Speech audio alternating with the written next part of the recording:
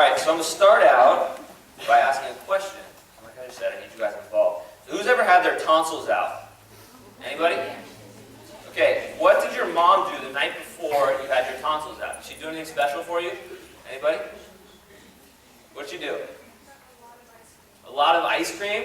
Okay, perfect. Anybody else? Your mom make a special meal? Anything like that? Okay, well, we have a tradition in my family that my mom does before I'm leaving somewhere, before I've had surgery or gone somewhere. She's made me whatever I wanted. I was the guest of honor in our house. I got to choose the meal. We had a sweet dessert. The whole deal. She served me that night before I was going. Well, I want to give you a little picture of Jesus on a very similar night before he was taken off on the most important journey in the history of the world. So would you turn your Bibles to John 13 with me? 13, 1 through 5. Now before the feast of the Passover, when Jesus knew that his hour had come to depart out of this world to the Father, having loved his own who were in the world, he loved them to the end. During supper, when the devil had already put it into the heart of Judas Iscariot, Simon's son, to betray him, Jesus, knowing that the Father had given all things into his hands, and that he had come from God and was going back to God, rose from supper.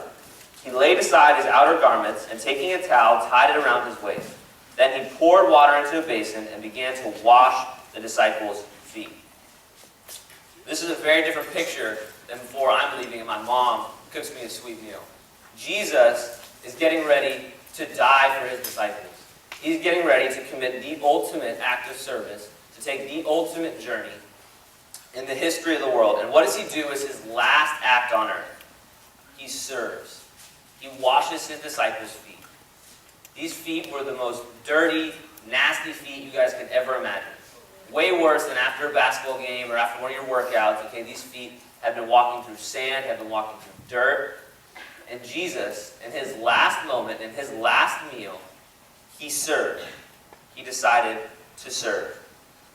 So today I'm going to talk to you guys about serving. And I'm going to talk about three different aspects of it. We'll talk about how we serve, and who we serve, and why we serve.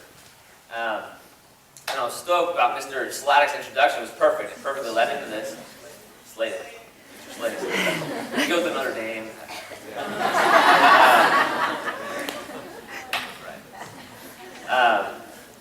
But I'm so proud to hear how you guys have been serving. And I want to talk to you more about that, and hopefully we can brainstorm, and I want to challenge you guys to step out even more. So the first part of it that we're going to attack is how